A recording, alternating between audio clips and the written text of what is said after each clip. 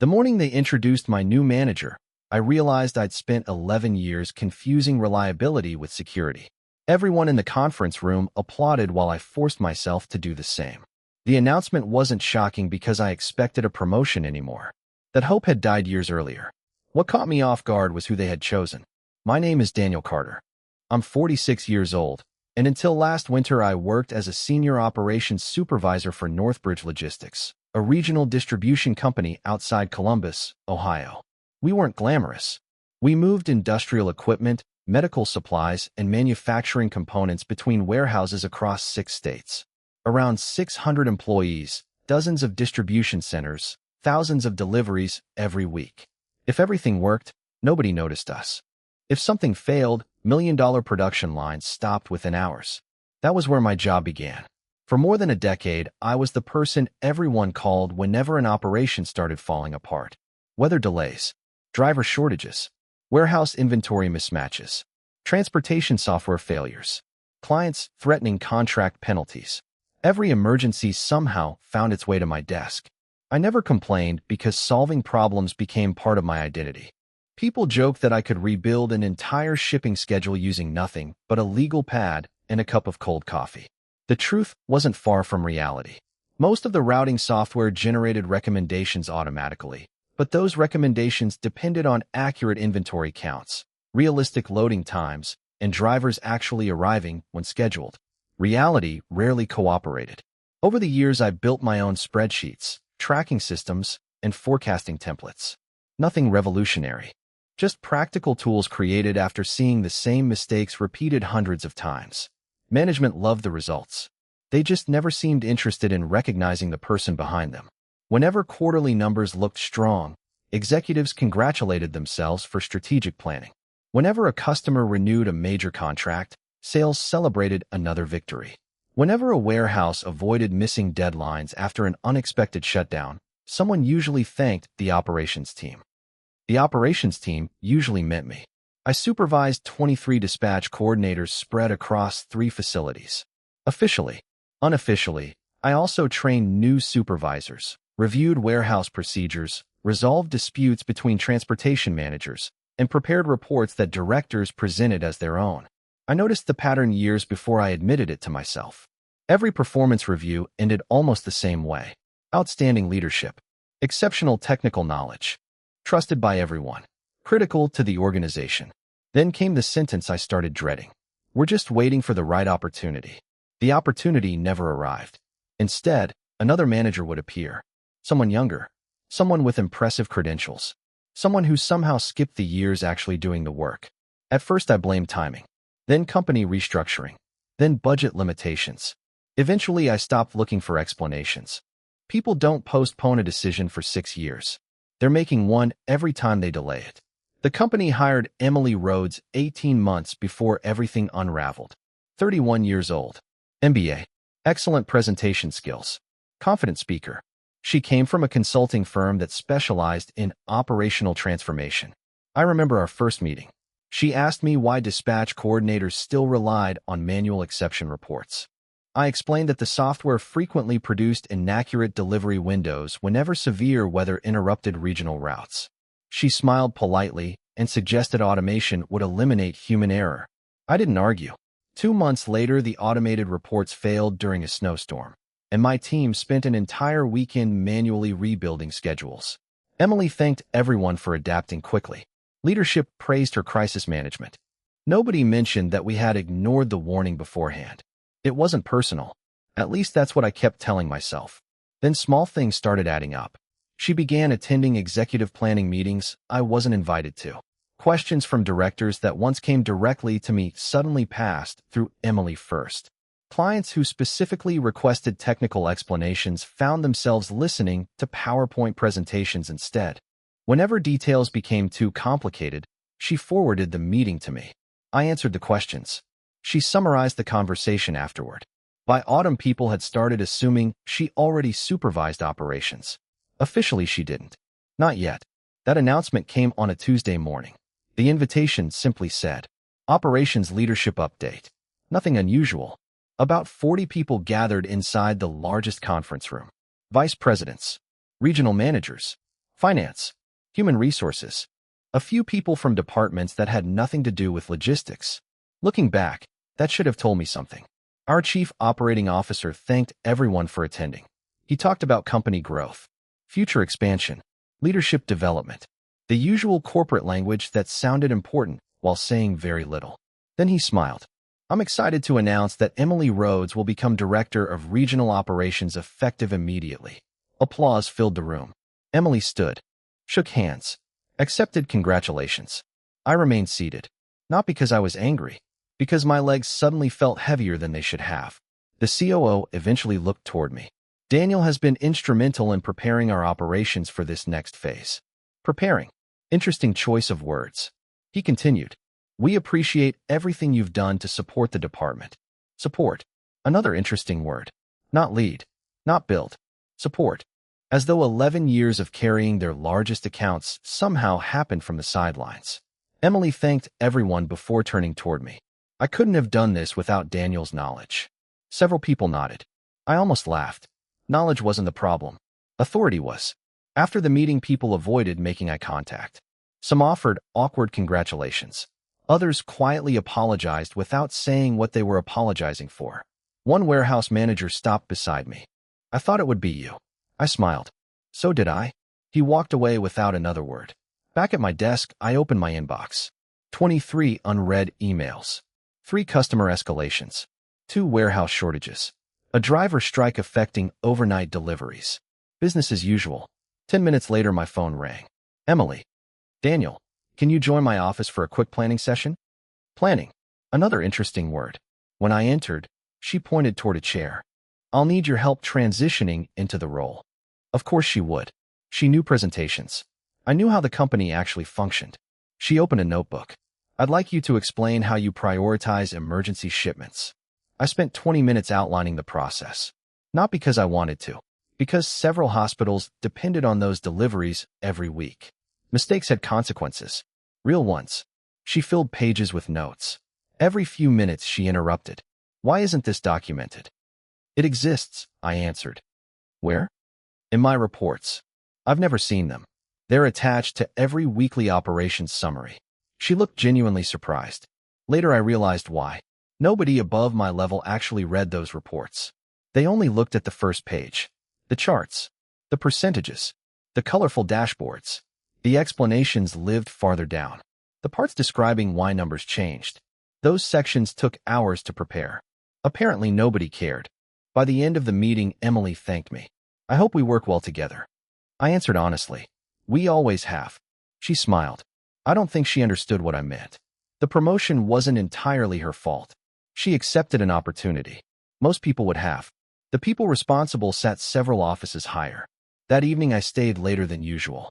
Not because work demanded it, because I needed silence.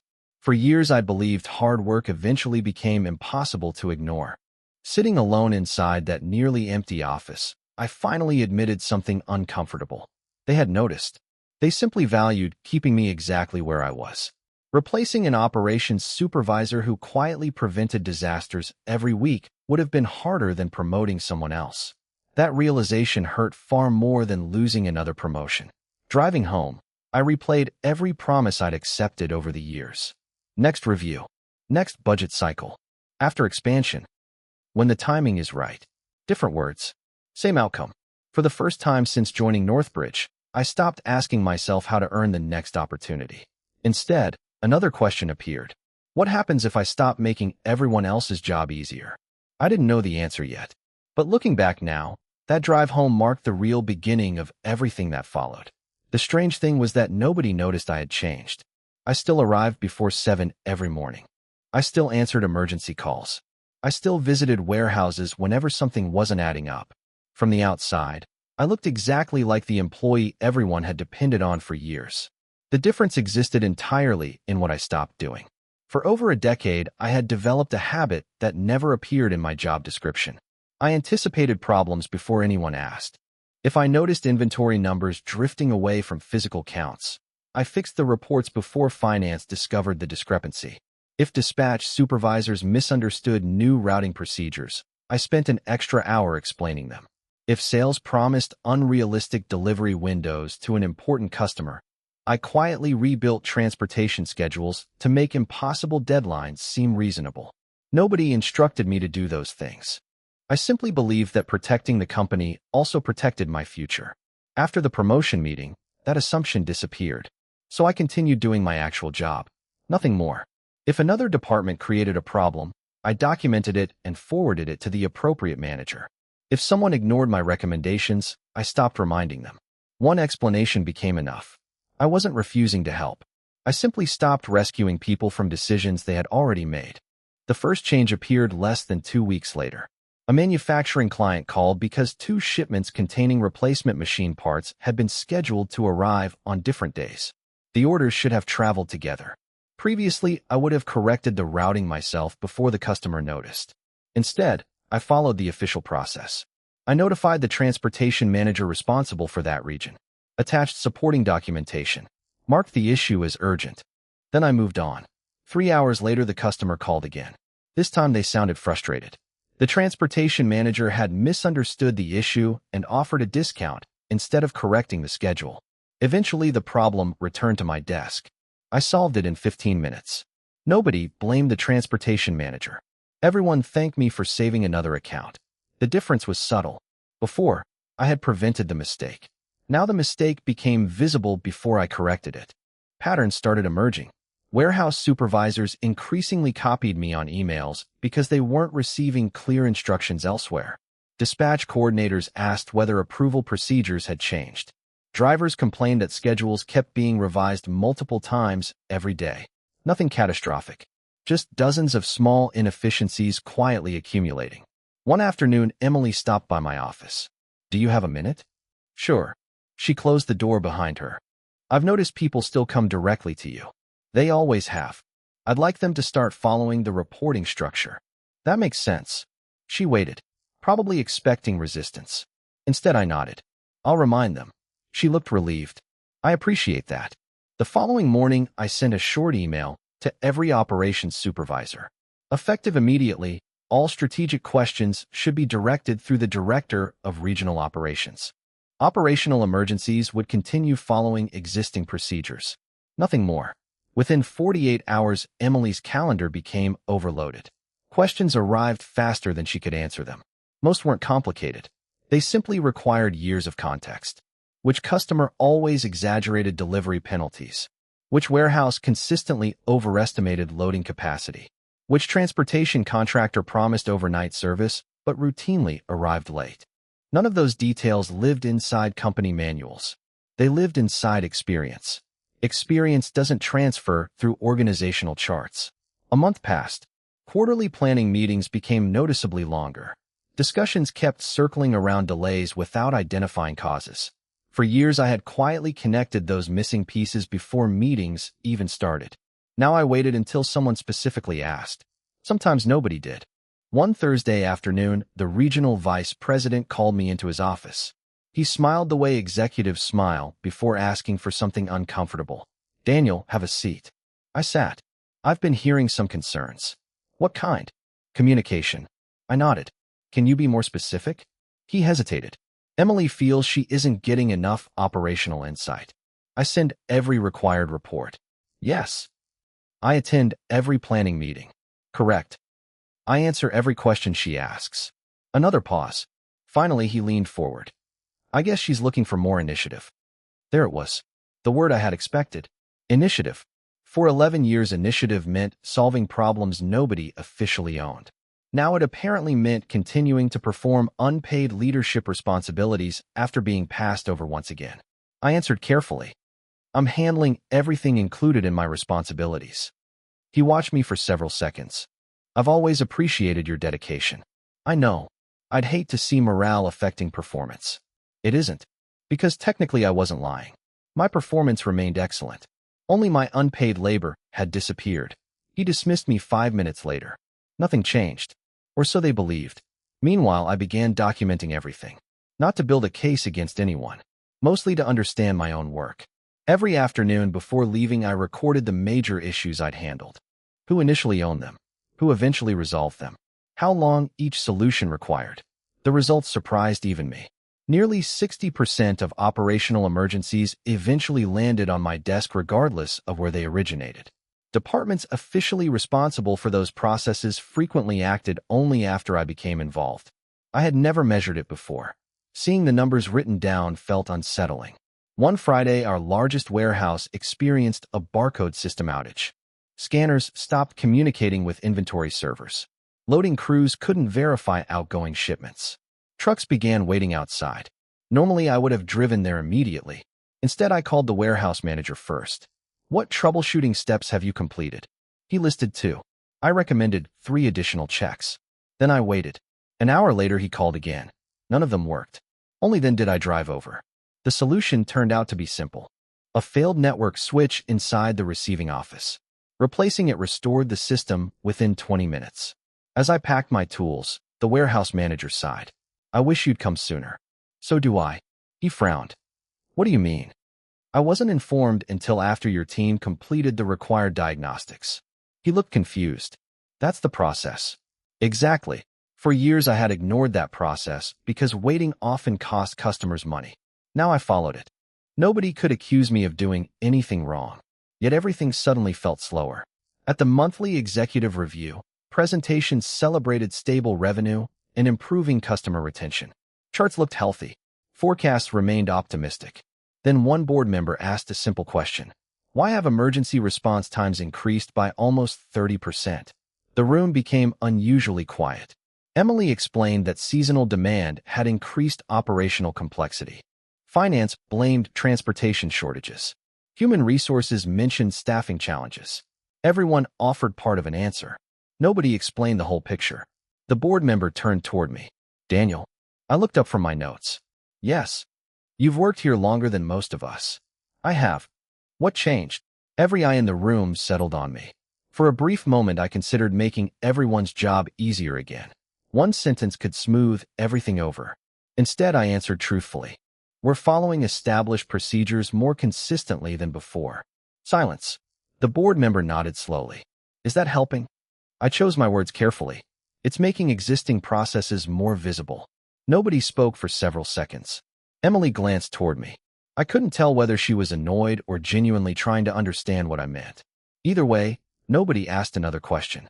As people left the conference room, I overheard 2 executives talking quietly behind me. "We may need another operational review." "No," the other replied. "I think we need to understand who's actually holding this place together." I kept walking without turning around. For years, I wanted leadership to notice my contribution. Now that they finally seemed to notice it, I discovered something unexpected. Recognition wasn't nearly as satisfying as I had imagined. Because by then, something inside me had already broken. And once trust disappears, praise arrives far too late. By the beginning of December, I wasn't thinking about promotions anymore. I was thinking about exits. Not dramatic ones. Not the kind where someone storms into an executive office, throws an access badge onto the desk, and delivers a speech they spent rehearsing in the car. Real life doesn't work that way. Most people who finally leave don't announce their decision the moment they make it. They prepare quietly. That's exactly what I started doing. The first thing I changed had nothing to do with work. I stopped depending on one paycheck.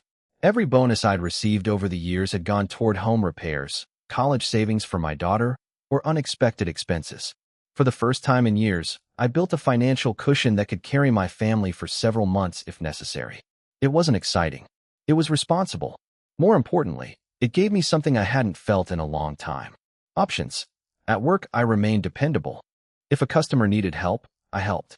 If a warehouse faced a genuine emergency, I showed up. The difference was that I no longer sacrificed nights and weekends simply because poor planning had created another crisis. Friday evenings became family time again. If someone called at 10 o'clock asking me to fix an issue that had existed since Tuesday, my answer became predictable. I'll look at it first thing tomorrow morning unless customer safety is involved. Some managers appreciated the consistency. Others clearly didn't. One Saturday afternoon, Emily called while I was helping my son replace the brakes on his old pickup truck. "Sorry to bother you," she said, "but we have a situation." "What happened?" "The Kansas City warehouse accepted inventory that wasn't entered into the system." "How long ago?" "I think Wednesday." I wiped grease from my hands. "And today is Saturday." "Yes." So nothing has changed for 3 days. There was a long silence. I guess not. I'll be in Monday morning. We really need this fixed today. I'm sure you do. She waited.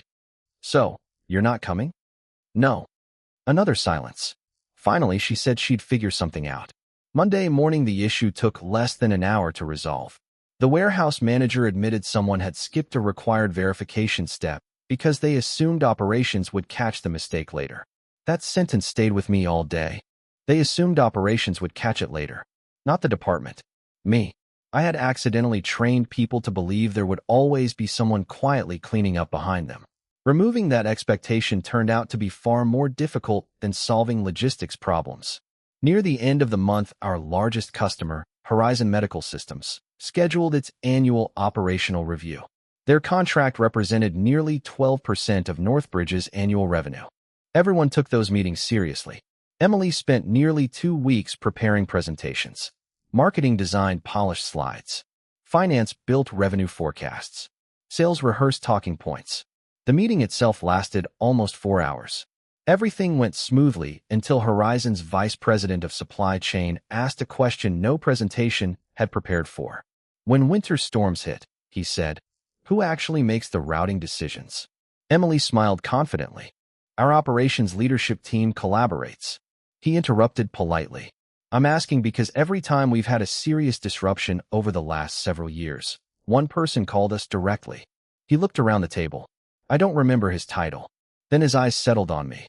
Daniel, wasn't it? I nodded. Yes. He smiled. I thought so. He turned back toward the executives. Frankly, those conversations are why we renewed our contract twice. Nobody spoke. He continued. Whenever Daniel explained a delay, he also explained 3 backup plans. We always knew what was happening before our own facilities noticed. The room became noticeably quieter. Emily thanked him for the feedback. The meeting continued. But something had shifted. Later that afternoon, our chief operating officer stopped me in the hallway. I didn't realize Horizon relied on you that heavily. They rely on accurate information. He laughed awkwardly. You've always been modest. That wasn't modesty.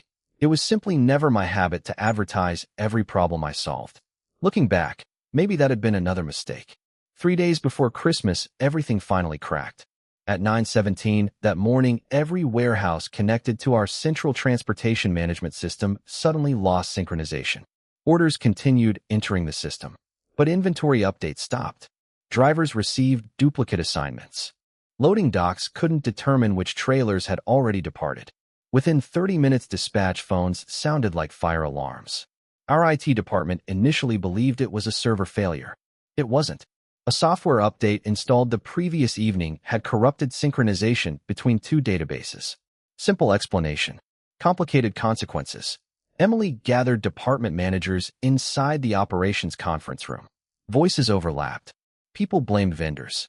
IT blamed software developers. Warehouse managers blamed dispatch. Nobody seemed interested in solving anything. Eventually, Emily looked at me. Daniel, any ideas? I already knew the solution. We needed to isolate one synchronization process, restore the previous database snapshot, manually verify overnight transactions, and rebuild inventory queues before reconnecting every warehouse. The entire recovery would probably require 6 or 7 hours. Instead of immediately explaining every detail, I asked a question. Has IT approved operational rollback authority? Emily frowned. What? The rollback changes live inventory. We don't have time for approvals. We're required to have them. Someone sighed loudly. The COO stepped into the room. Daniel. Yes. If this were your decision, what would you do? I'd request rollback authorization. Then, I'd restore the previous database. How long? About 6 hours. And if we don't? I answered honestly. Eventually, every inventory count in the network becomes unreliable. Nobody argued after that. Authorization arrived 15 minutes later. By early evening, every warehouse was operating normally again.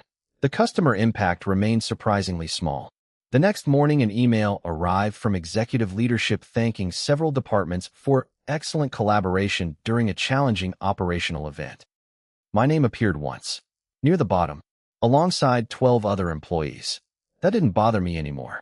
What happened later did. During another meeting, Emily presented the incident as an example of successful executive coordination. She spoke confidently about communication, teamwork, and decisive leadership. She described the recovery plan almost step by step. Listening to her felt strangely familiar. Those were my words. The same sequence. The same priorities. Even the examples matched what I had explained inside the conference room. When she finished, one vice president smiled. Outstanding leadership. Everyone nodded. I remained silent. Not because I was angry, because I finally understood something I had spent years refusing to believe. People rarely steal your work outright. They simply allow your contribution to disappear inside theirs. If you never insist on ownership, someone else eventually accepts the credit without even feeling guilty. That afternoon, I walked back to my office. Opened the drawer where I kept my notebook. Read through months of observations. Response times. Ownership gaps. Escalations. Missed approvals. Recurring mistakes. At the very last page, I wrote one sentence. You cannot build a career by making yourself invisible. It took me 11 years to understand that.